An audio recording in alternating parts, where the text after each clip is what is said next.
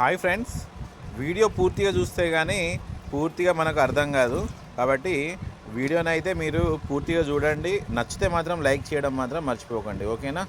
అయితే మొన్న మార్కెట్కి వెళ్ళినప్పుడు నేరేడు పండ్లు అయితే కనబడ్డవి. ఈ అమ్మ దగ్గర అయితే తీసుకున్నా నేను.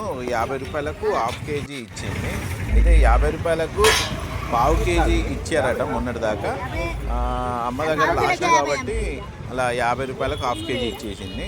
అవి అయితే చాలా బాగానే ఉందన్నమాట. అయితే ఈ నేరేడు పండ్లు అనేటివి మనకు వర్షాకాలంలో అధికంగా కనబడతాయి మార్కెట్లో. ఈ సీజన్గా వచ్చే పండ్లు కాబట్టి మనము సీజనల్ వారీగా వచ్చే పండ్లను మనం తింటే మన ఆరోగ్యానికి కూడా చాలా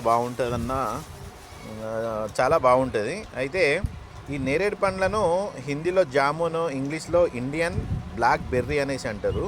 ఇందులో సి విటమిన్ బాగా ఉంటుందన్నమాట. అయితే పీచు ఫైబర్ ఉండడం వలన మన జీర్ణక్రియకు మంచిగా పనిచేస్తుంది. అది తర్వాత చర్మ ఆరోగ్యం కానీ గుండెకు చాలా మేలు చేస్తుంది ఈ నేరేడు పండ్లు. అయితే ఇక్కడ ఒకటి డౌట్, మా టాబ్లెట్స్ అవి వాడుతూ ఉంటారు కదా, అలాంటి వారు మాత్రము డాక్టర్ సలహా మేరకు అవి తినాలా వద్దా అనేసి వాళ్ళ సలహా మేరకు తింటే బాగుంటుంది. తర్వాత ఈ సీజన్లో ఇవి ఎక్కువ కనబడతాయి, అంటే ఎక్కువ ఉన్నాయి అనేసి మనం ఫుల్గా తిన్నామనుకోండి కడుపులో ఒక రకమైన ఇదైతే అయిద్ది. కాబట్టి ఎక్కువ తినద్దు, ఎంత తినాలో అంతే తింటే చాలా బాగుంటుంది అన్నమాట.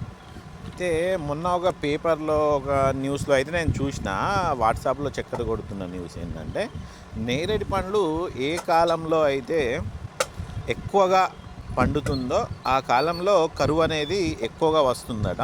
అది ఎంతవరకు నిజమో నాకైతే తెలియదు, కానీ ఆ స్టోరీ ఉందన్నమాట. అలా ఏంటంటే ఆ నేరేడు పండ్లట ఆ చెట్టు గట ముందే తెలిసిపోతుంది, ఈ సంవత్సరం నీరు ఉండదు, ఏముండదు, కాబట్టి ఎలా అయినా నేను చనిపోతాను, ఈ చెట్టు ఉండదు. కాబట్టి తను కాయల రూపంలో తన నెక్స్ట్ వారసత్వాన్ని ఈ భూమి మీద ఉండేలాగా నేరేడు పండ్లను ఎక్కువగా ఇస్తుందన్నమాట. ఇస్తే ఆ పండ్లను తిని మా విత్తనాలు బయటపడేస్తూ ఉంటాం కదా, ఆ విత్తనాలు ఎక్కువగా మొలిచి మళ్ళీ చెట్ల రూపంలో మళ్ళీ పుడతాయి.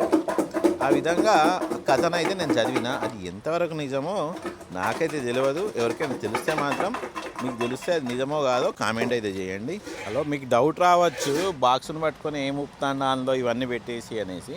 అయితే నేరేడు పండ్లు ఒక బాక్స్లో వేసేసి దాంట్లో కొద్దిగా కారము, ఉప్పు, ఇంట్లో తయారు చేసుకున్న మసాలా అన్నమాట, అవి మిక్స్ చేసేసి దాన్ని గట్టిగా ఊపితే ఏమైందంటే నేరేడు పండ్ల పచ్చడి తయారైందనమాట. అయితే మనము ఎక్కువ మిక్సీలో వేసుకొని అవి చేస్తే బాగానే ఉంటుంది, కానీ అలా కాకుండా ఈ విధంగా ట్రై చేస్తే ఎలా ఉంటుంది అన్న కాన్సెప్ట్లో నేను ఈ విధంగా చేసిన. అయినా కానీ పచ్చడి సూపర్గా అదిరింది. మీరు కూడా వీలైతే మాత్రం ఈ రకంగా చేసుకొని తినండి. ఎందుకంటే కొద్దిగా వగరుగా పుల్లగా ఉంటుంది కాయ, కాబట్టి దాంట్లో ఉప్పు కొద్దిగా కారము పడితే ఆ రుచే వేరు. ఒకవేళ వీడియో మీకు నచ్చితే మాత్రం షేర్, లైక్, సబ్స్క్రైబ్ చేసుకోవడం మాత్రం మర్చిపోకండి, ఓకేనా మిత్రులారా?